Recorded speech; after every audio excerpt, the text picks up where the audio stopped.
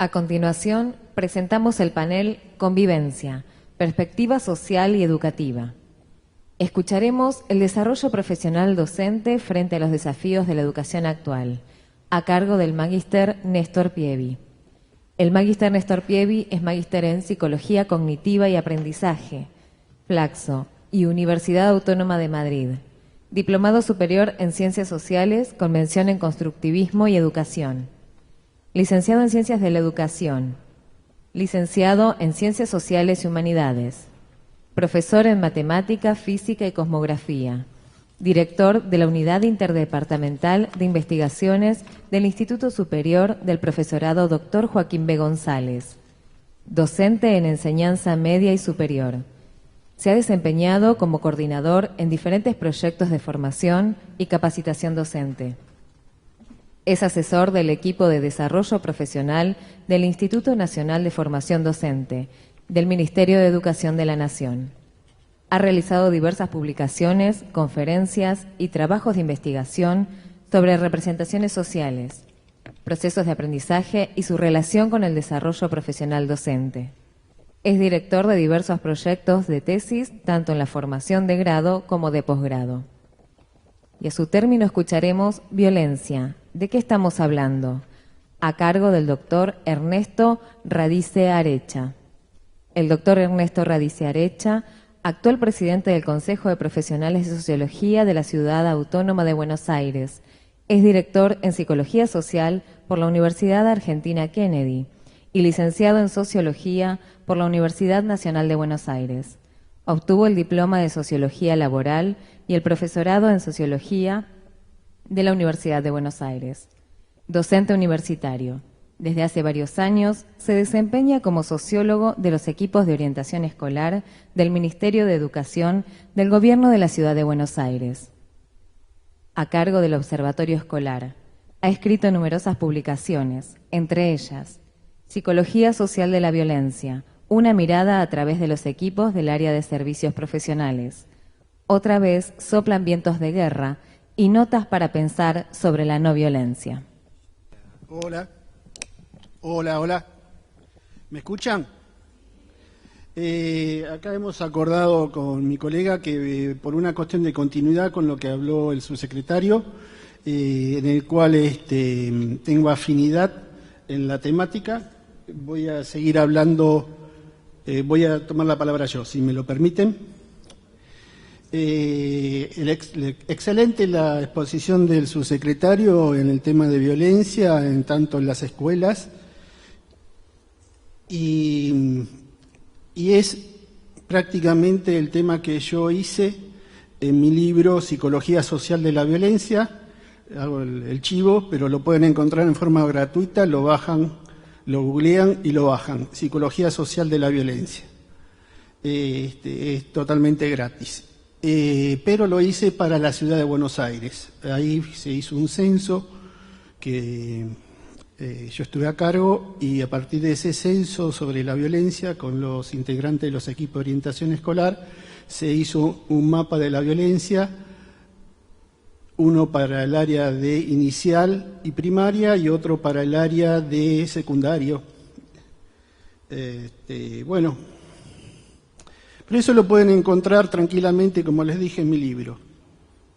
Lo que vengo notando, y me llama la atención, no me llama la atención, es común que hay mayoría femenina, y les quiero decir que tienen una buena noticia, y es que van a heredar el planeta. ¿Cómo es esto? Como hizo el secretario, también traje un libro, ¿sí? El cáliz y la espada, se lo recomiendo. Mujeres, el cáliz y la espada, no dejen de leerlo. ¿Por qué traigo este libro? Y traigo a referencia este libro por el tema de la violencia. Porque lo primero que hice fue arqueología de la violencia y bucear en las raíces de la violencia. Y me encontré con me asombré. El ser humano en este planeta Tierra se calcula que tiene entre 40.000 y 35.000 años de existencia. La historia, es a partir de cuando tienen la escritura, tiene apenas 5.000, ¿sí? Si yo tomo 35.000 años, le saco 5, me quedan 30.000 años. En esos 30.000 años, ¿qué pasó? Bueno, ahí hay que ir a la arqueología, que nos divide en paleolítico y en neolítico, esos periodos, y a partir del neolítico, donde se empiezan a formar las primeras comunidades, estas eran de tipo matriarcal. Es decir, la mujer estaba a cargo de la sociedad, de repartir los bienes, los servicios y la comunidad toda. Esto pasa sobre todo en Europa y en la zona que hoy es el Medio Oriente, ¿sí? Poco a poco, las bandas periféricas que atacan el sistema central empiezan a invadir Europa, ya sea por arriba, por la Siberia, venían bajando, y del lado del pueblo judío, cuando escapa de Egipto, para poder fortalecerse, cambia su modo de ser y busca una ideología que la sustente. Esta ideología que la sustenta es desacreditar a la diosa y poner un dios masculino. ¿Por qué un dios masculino? Porque un dios masculino trae fuerza, trae vigor y trae el castigo. Y era necesario para poder expandirse. En la medida que la diosa desplazada queda relegado por la conquista, por la fuerza, por la capacidad de imponerse por la violencia del modelo masculino, es decir, el patriarcado, se impone sobre el matriarcado a fuerza de la espada, es decir, de la violencia. Pero este modelo aparece recién con las primeras civilizaciones judeo-cristiano,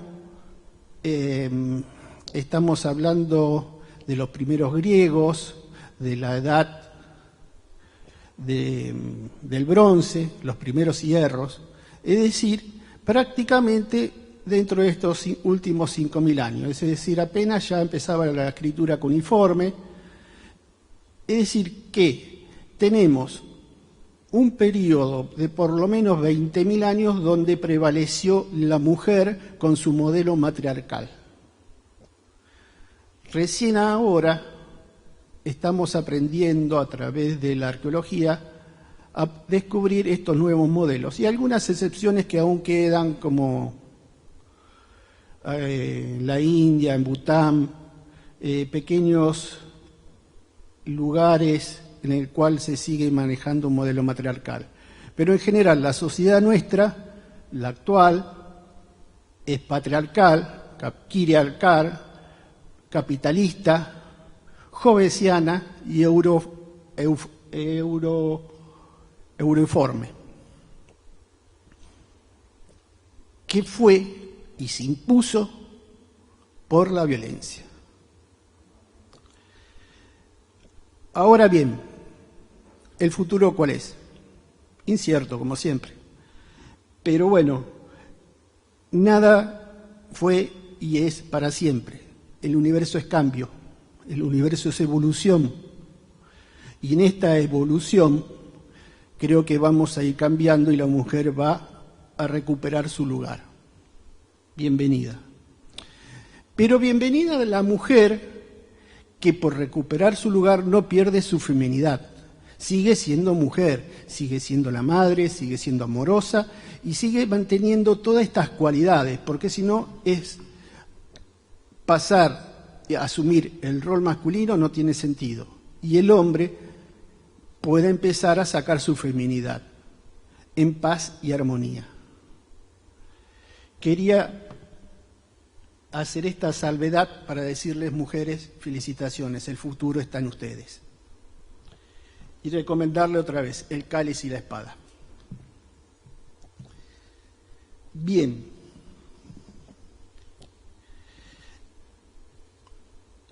En cuanto al concepto propiamente de violencia, es un concepto, como bien lo marcaba, polisémico. Y las palabras generan realidad. Por eso tengo que cuidarme mucho y tenemos que cuidarnos mucho los docentes en cómo hablamos, porque nuestras palabras generan realidad, son performativas, es decir, que dan las mejores condiciones para que se produzca la realidad. Esto es lo que significa performativa. Por lo tanto, como decía un viejo filósofo que fue mi profesor, tratemos de definir. Definamos continuamente para poder entendernos. Y aquí traje aquí un poco un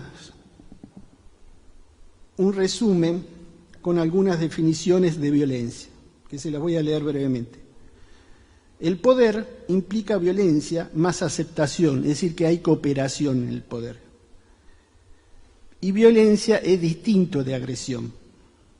La agresión es el quantum de fuerza necesaria para vivir. ¿Qué quiero decir con esto? Quiero decir que en todas las situaciones siempre hay un poco de violencia, ya sea desde el bebé que mama la teta y llora para que le den más, o ya sea porque tenemos que conquistar y ser agresivos o tenemos que poner fuerza en alguna de nuestras acciones para lograr nuestros objetivos. Pero una cosa es la agresión y otra es la violencia. ¿Cuándo la agresión se transforma en violencia? Esa es la pregunta. ¿En qué momento dejamos de ser agresivos y pasamos a ser violentos? Y esta violencia es una cuestión social.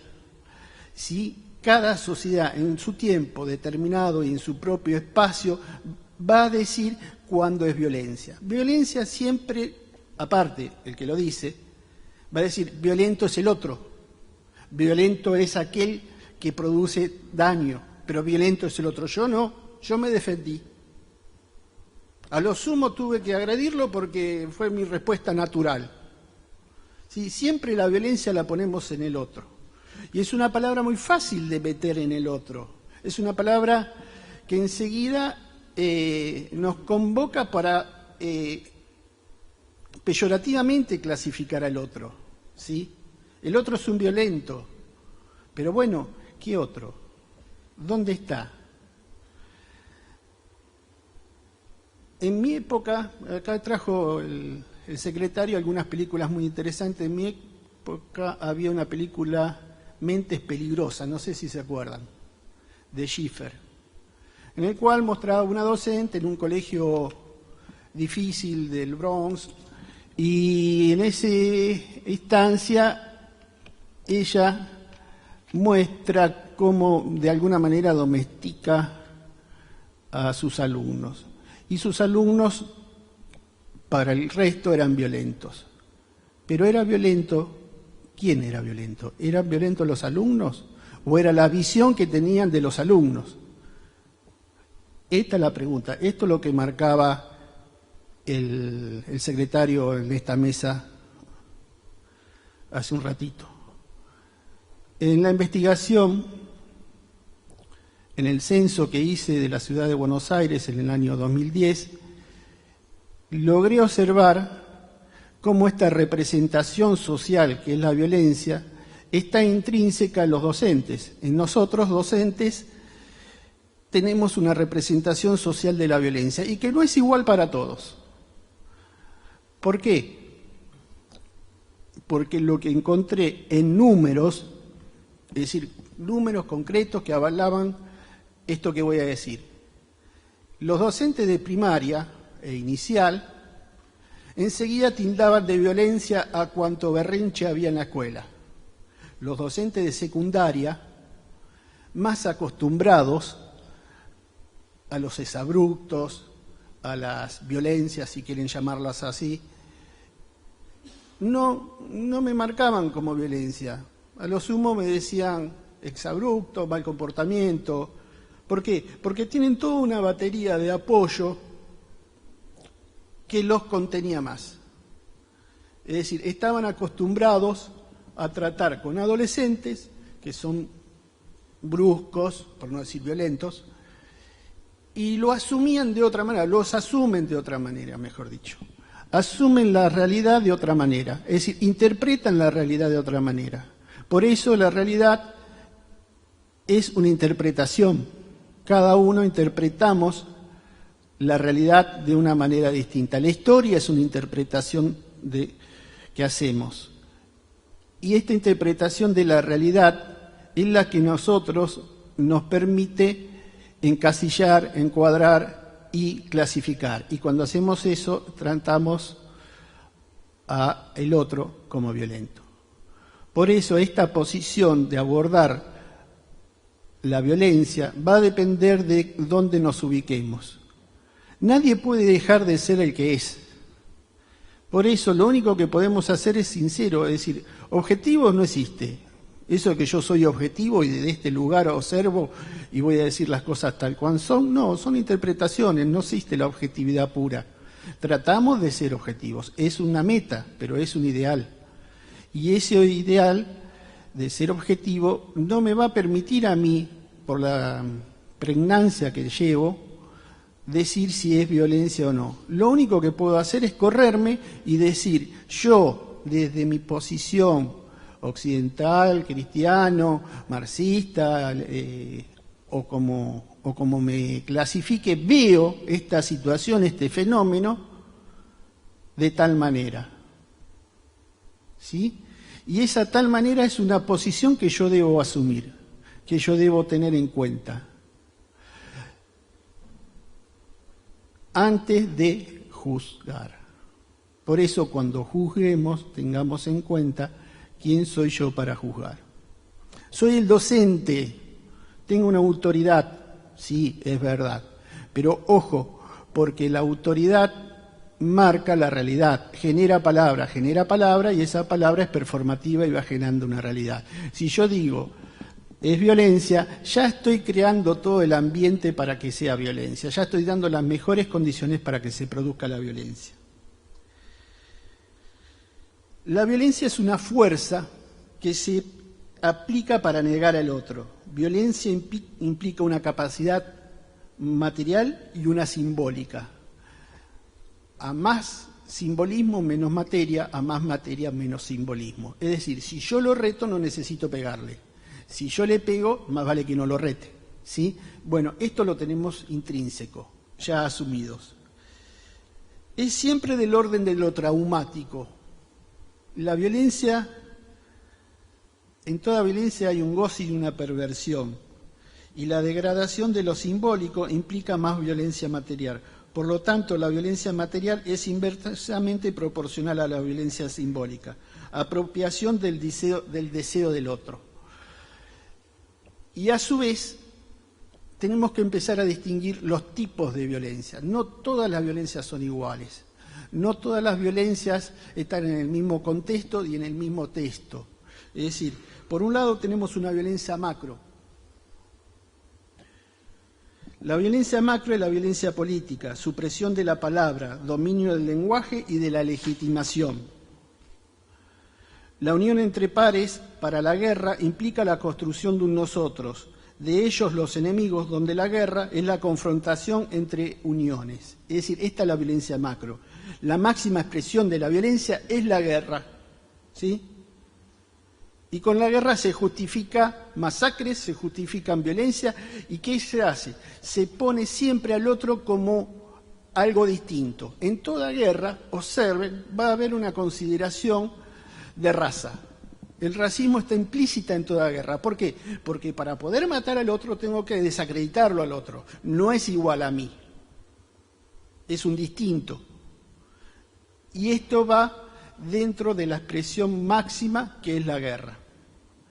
La violencia es contractual en el sentido del ératos y es cultural en el sentido de tánatos. El silencio es mortífero, erradicar la amenaza y el temor.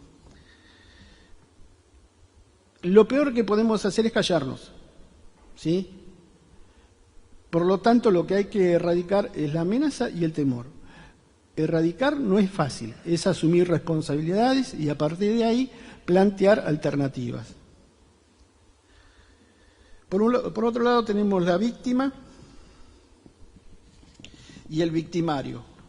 La víctima es el dominado, es el esclavo, es el que se cosifica. La violencia perturbadora es la ida y vuelta en el orden de lo traumático. ¿Por qué la violencia se transforma en norma? ¿Hay condiciones materiales para la violencia? Esto es lo que tenemos que estar buscando siempre y lo vamos a encontrar en los distintos niveles del conflicto. Entonces hablábamos de una violencia macro, que es la violencia del Estado de arriba hacia abajo, es decir, es una violencia del orden de lo vertical.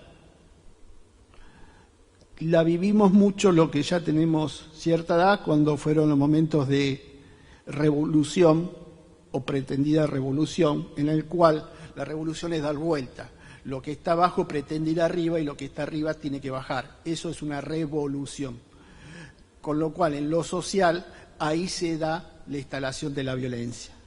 Hoy tenemos una violencia más de tipo horizontal, en el cual todos luchan por un espacio en ese poder horizontal.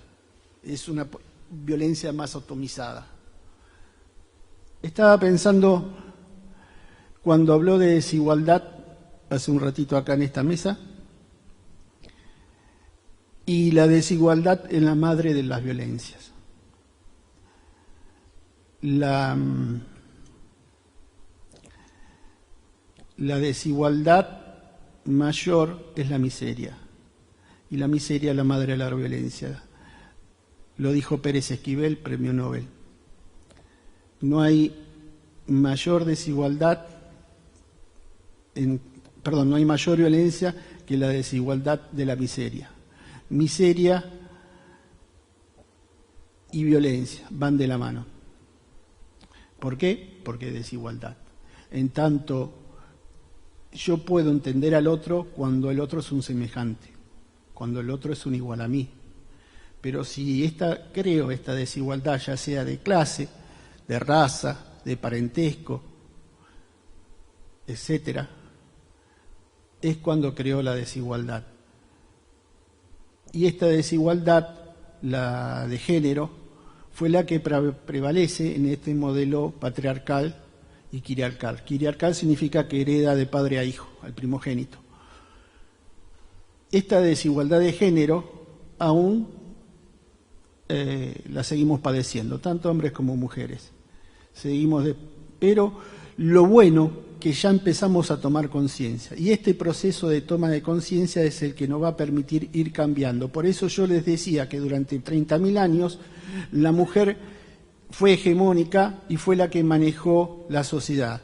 Luego, en estos 5.000 años, apareció el patriarcado y es el hombre, pero hoy las cosas están cambiando. Hay un proceso generacional en el cual en los últimos 50 años la mujer ha avanzado muchísimo, la mujer tiene el voto, la mujer está en el trabajo y la mujer está empezando a ocupar lugares de privilegio. Poco a poco está ocupando lugares de igualdad de género, lo cual me parece excelente, es una opinión personal y quería que de alguna manera tomen conciencia de esto.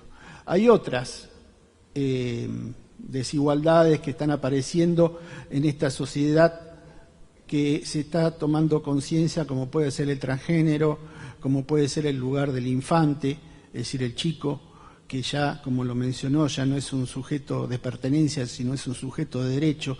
Y todas estas nuevas visiones hacen que el lugar ético sea la línea divisoria entre lo que podemos decir agresión o violencia.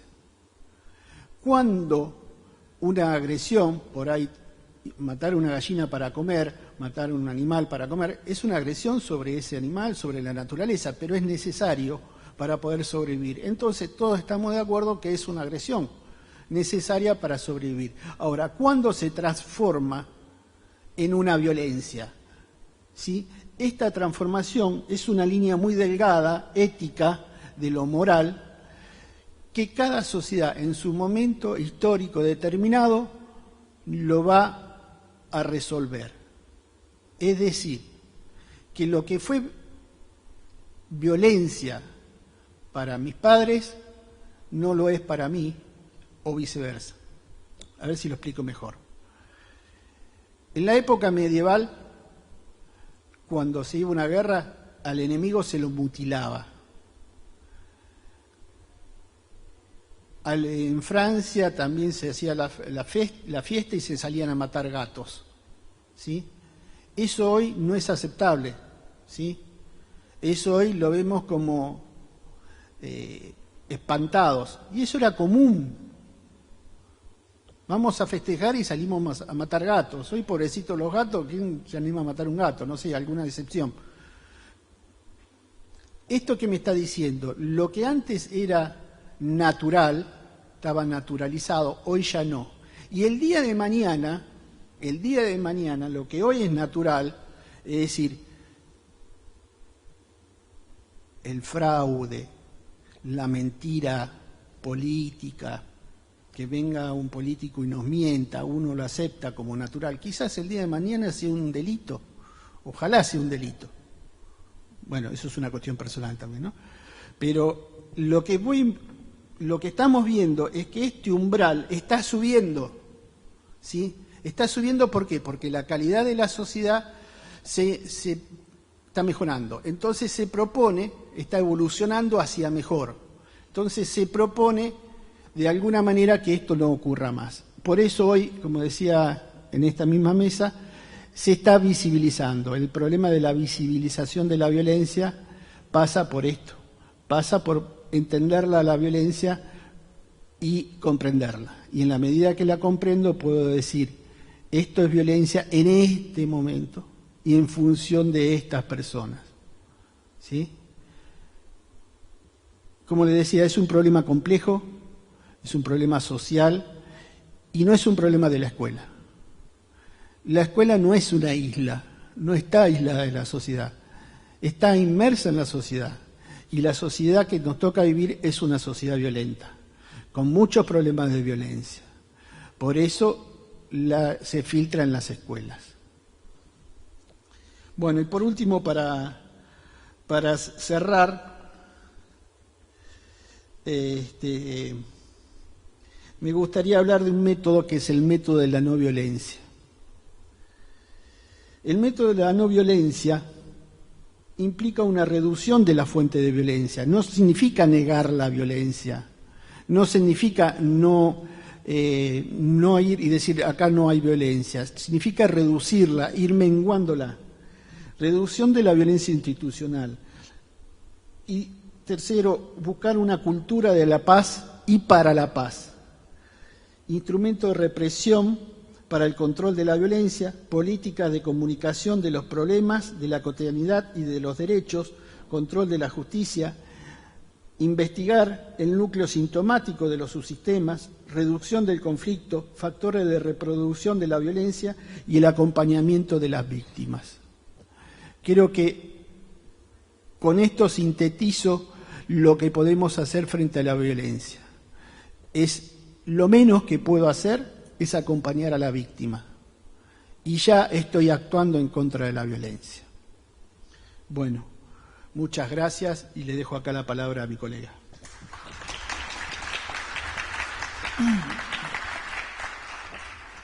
Bueno, sí. ¿Ahí se escucha? Sí. Bueno, buenos días. Muchas gracias.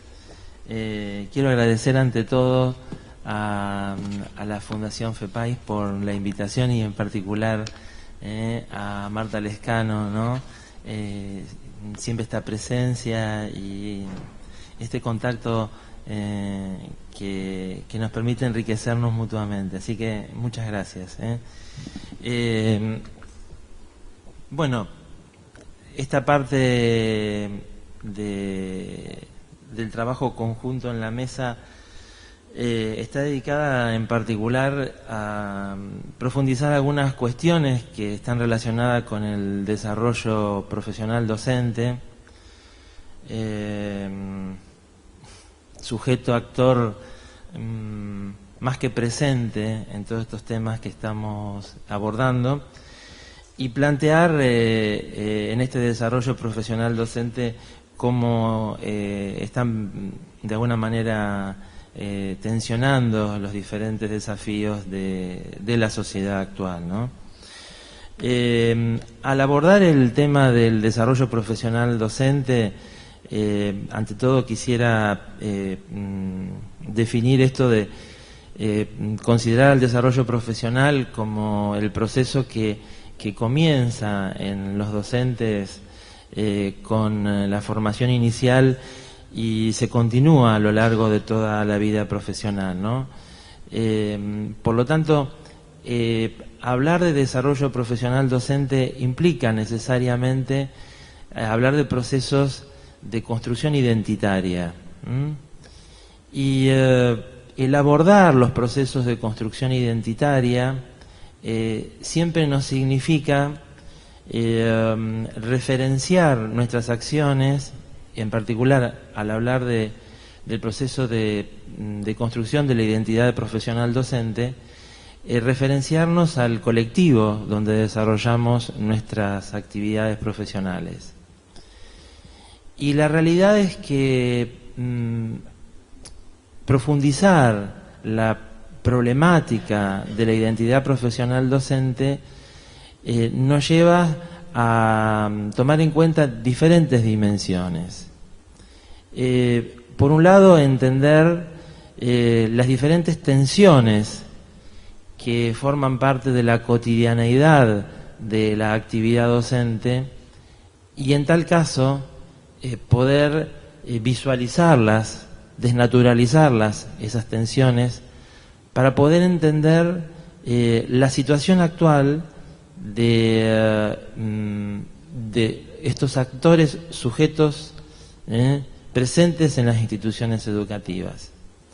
Una de las cuestiones iniciales que siempre me llama la atención y que considero en un punto no solamente de tensión, sino por momentos de quiebre, es la existencia de diferentes lógicas que atraviesan a la institución escolar y, como tal, cómo estas lógicas están justamente presentes en la identidad profesional docente. Por un lado, una lógica de fines del siglo XIX, caracterizada por mantener determinadas cuestiones a nivel de jerarquía burocrática, a nivel de fragmentación del conocimiento, a nivel de disciplinar,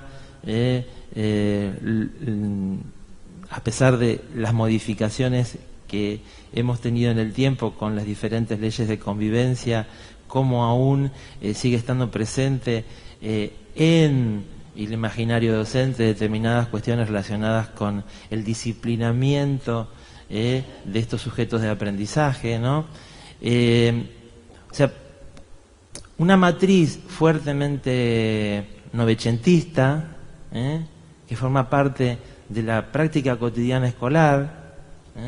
Recuerdo cuando terminamos de elaborar la ley de convivencia en la ciudad de Buenos Aires y bueno, nos tomamos un tiempo para que cada una de las escuelas pudiera formar sus consejos de convivencia y pudiera elaborar la ley de convivencia, pudiera elaborar sus marcos referenciales de convivencia institucional.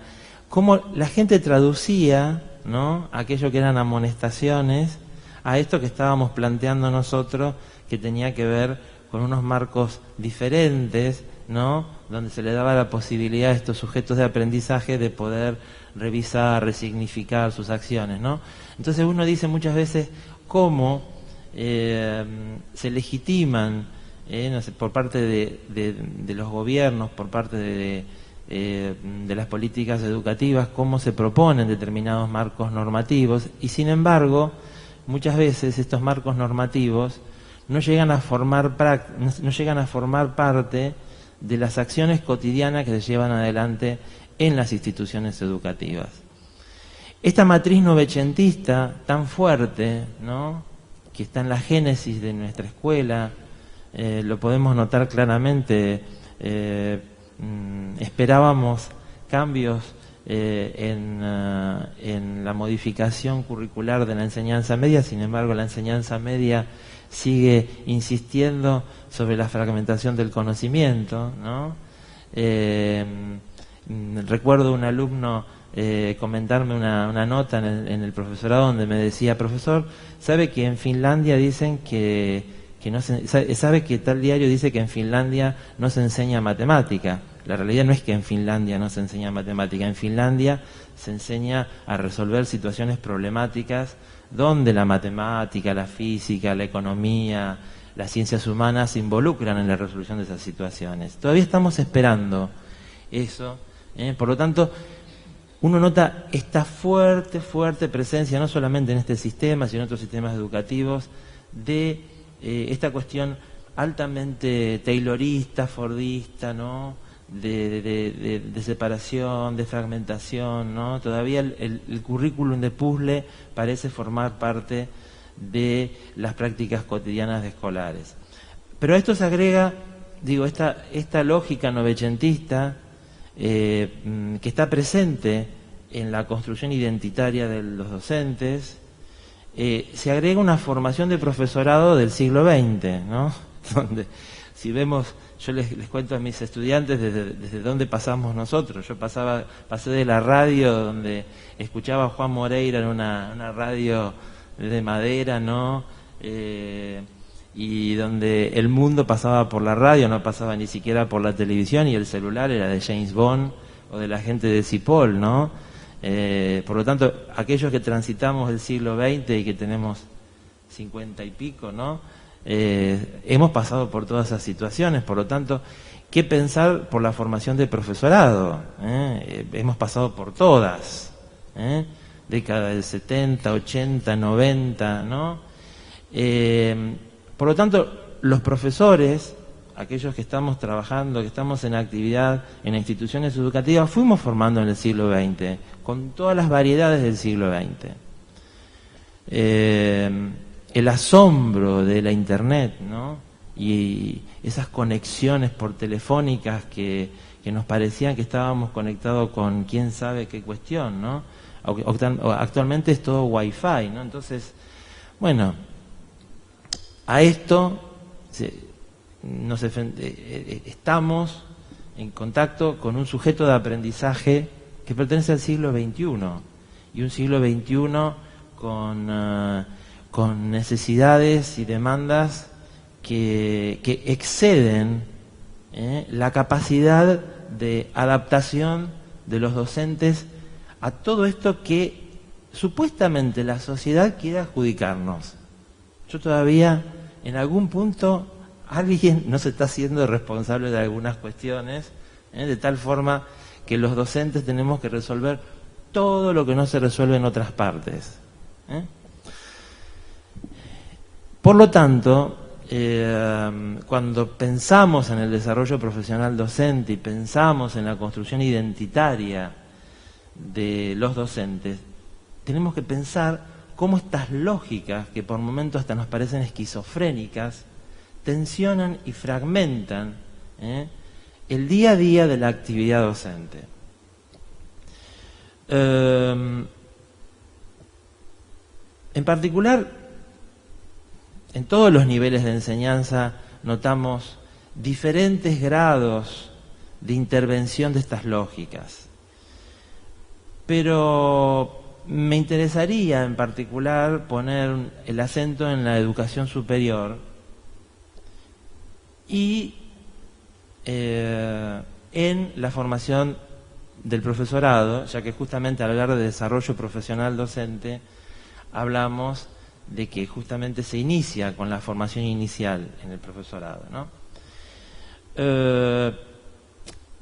Los docentes que transitan por las aulas de los profesorados aún siguen respondiendo a una lógica que está completamente extemporánea, ¿no? Es decir, se nos pide responder a diferentes necesidades del alumnado actual, ¿no? El sujeto de aprendizaje en el nivel superior ha cambiado, se ha transformado, cuestiones que nosotros antes las podíamos constatar en el nivel medio, ahora aparecen en el nivel superior, situaciones de convivencia que solamente nos parecían presentes en el nivel medio, ahora están presentes en el nivel superior. Por lo tanto, aparece en todo este panorama de necesidades y de demandas a los docentes una situación laboral de trabajo docente que no puede responder en el nivel superior a este tipo de necesidades y este tipo de demandas. Los profesores en el nivel superior, particularmente en algunas jurisdicciones, seguimos trabajando por hora cátedra. Es decir, el profesor no tiene un cargo como tiene, por ejemplo, en la universidad, siendo que en algunas jurisdicciones esto ha cambiado, ya que el Ministerio de Educación de la Nación, particularmente el Consejo Federal de Educación, en la resolución 132 del 2011, insta al tránsito gradual, según las condiciones de posibilidad y de oportunidad de cada jurisdicción, para el pasaje de un puesto de trabajo apoyado en un sistema de horas espacio curricular a una redefinición de las funciones docentes y a una configuración del puesto de trabajo por cargo, con diferentes tipos de dedicación horaria que posibilite el ejercicio de la enseñanza, la participación en el gobierno institucional y otros estamentos y el trabajo colectivo docente y el desarrollo de otras funciones del sistema formador docente. Esto aún está pendiente y ausente en la mayor parte de la República Argentina, aunque el gobierno nacional, desde la legitimación que puedan llevar adelante las resoluciones, esto esté propuesto en el año 2011. Y me interesa poner el acento en esto porque esto tiene que ver con la identidad profesional docente. Un docente al cual le pedimos, le solicitamos su participación en la cotidianeidad de las resoluciones institucionales, un docente que debe participar en la construcción de la convivencia institucional en el nivel superior, un docente que debe además trabajar y reflexionar sobre sus prácticas docentes, no tiene tiempo, sino que su tiempo sigue siendo voluntario, un tiempo por decisión personal, sin que nadie se lo reconozca, y donde se convierte todo este tipo de cuestiones que necesitamos nosotros prestar atención para poder dar respuesta a un sistema educativo ayornado a nuestros días, todo esto se pierde en un voluntarismo docente. Entonces, este voluntarismo docente, que a su vez está en tensión con diferentes cuestiones que tienen que ver con lo económico, con lo social, con lo cultural, con lo político, conforma, deviene en situaciones de conflicto, de crisis identitaria, que no solamente caracterizan al colectivo escolar, sino que además caracterizan a otras profesiones. Por lo tanto, me parece importante tener en cuenta cómo estas situaciones del día a día y de las decisiones que cada una de las jurisdicciones debe tomar para con su propio sistema educativo, cómo esto interviene claramente en la actividad cotidiana y como tal en las decisiones que tomemos frente a situaciones de convivencia institucional. Por lo tanto,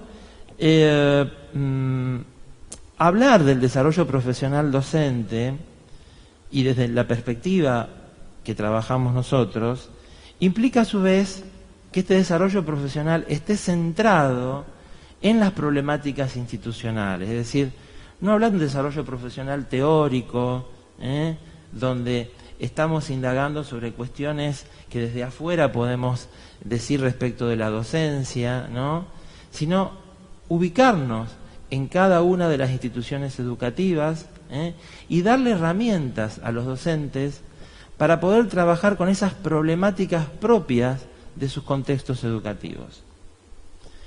Este desarrollo profesional docente centrado en la institución o centrado en la escuela, pero digo como para poder generalizarlo, centrado en las instituciones educativas, implica a su vez un grado de compromiso por parte de los actores institucionales y implica a su vez un trabajo directo con la investigación educativa. En este caso, la investigación educativa parece ir de la mano del desarrollo profesional, ya que justamente para poder trabajar con aquellas problemáticas que hacen de los contextos donde desarrollamos nuestras actividades como docentes, necesitamos de la investigación educativa y particularmente de la investigación sobre las prácticas docentes para reflexionar sobre aquello que no está visibilizado, sobre aquello que está naturalizado y que sí corroe la matriz misma de la propuesta educativa, llevando a acciones que no necesariamente responden a las políticas educativas. Es decir, podemos notar grandes distancias entre propuestas en política educativa y prácticas docentes. Entonces nos preguntamos, ¿y por qué esas distancias? Obviamente, siempre existe distancia entre los marcos teóricos, las tomas de decisión y las acciones de los sujetos. Pero en algunos casos están directamente ausentes esas políticas educativas, aunque están presentes en los dichos, pero están ausentes en las prácticas escolares. En este análisis de cuestiones que diría de diferente índole, que tensionan la práctica profesional docente, quisiera recalcar sobre una posición que en el primer discurso de Gabriel Bena estuvo presente, que tiene que ver con esto de que cuando hablamos de construcción identitaria, hablamos de una concepción de identidad que necesariamente involucra a la alteridad. Es decir, la construcción identitaria sobre la cual estamos desarrollando, sobre la cual estoy desarrollando esta exposición, tiene que ver con una existencia de un otro, porque se referencia al otro y se referencia a su colectivo. Por lo tanto, la vinculación con este otro aparece como algo prioritario en la construcción identitaria del rol docente y de la función docente. Y si no damos respuesta por parte de las diferentes decisiones políticas jurisdiccionales sobre la necesidad de considerar estas situaciones como prioritarias para poder llevar adelante acciones que permitan trabajar sobre la convivencia institucional, sobre la no violencia, sobre la construcción de consensos, etcétera, seguiremos insistiendo sobre deseos, seguiremos insistiendo sobre leyes, ¿no? Y no estaremos respondiendo a las cuestiones que en el día a día se suscitan en cada una de las instituciones escolares. Por lo cual, mi interés en el día de hoy era de alguna manera dejarle estas preguntas que tienen que ver con realmente la educación formal está respondiendo a las necesidades propias de los sujetos de aprendizaje, particularmente en el caso de la educación superior y de la formación docente. ¿Es la educación formal la que se plantea en la enseñanza media, la que realmente está respondiendo a las necesidades del alumnado en la enseñanza media? ¿Se toma en cuenta a la educación informal, aquella educación que se comparte en los medios de comunicación, en las redes sociales, y en función de esta educación informal a la que tienen acceso todos nuestros jóvenes y los adultos? ¿Hay algún tipo de acción a nivel educativa que permita relevar estos procesos que de alguna forma superan los propios procesos que se llevan adelante en la educación formal? Frente a estas cuestiones, ¿cuál es el posicionamiento? ¿Cómo se posiciona a los docentes? ¿Cuál es el posicionamiento de los docentes?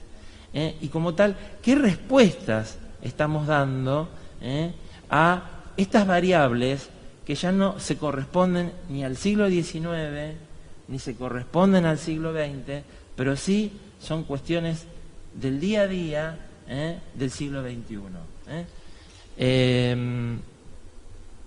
Quisiera dejarle estas preguntas porque creo que hablar de desarrollo profesional docente significa, ante todo, poder abordar las problemáticas que hacen al día a día de la actividad docente. Y si somos capaces de poder visibilizar esas cuestiones, vamos a poder dar entonces respuestas a estas cuestiones y pensar acciones que realmente reviertan muchas de las cuestiones que desde la década del 80 estamos hablando, pero que aún siguen estando vigentes. Por lo tanto, me gustaría, dentro de 2 años, cuando nos volvamos a encontrar, ya no tener que plantear cuántas cosas hemos dicho en la psicología, en la sociología, en la antropología, sobre educación, que no hemos logrado ningún tipo de transformación en alguna de esas cuestiones,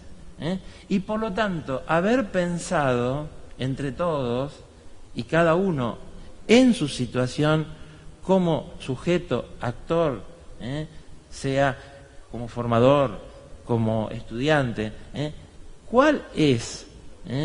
¿Dónde están los puntos claves donde tenemos que poner el acento para que aquellas cuestiones sobre las cuales hemos escrito mucho, sobre las cuales hemos realmente abordado muchísimas situaciones y lo hemos debatido, cómo esas cuestiones, aún en la actualidad, siguen estando presentes en el día a día escolar? Muchas gracias.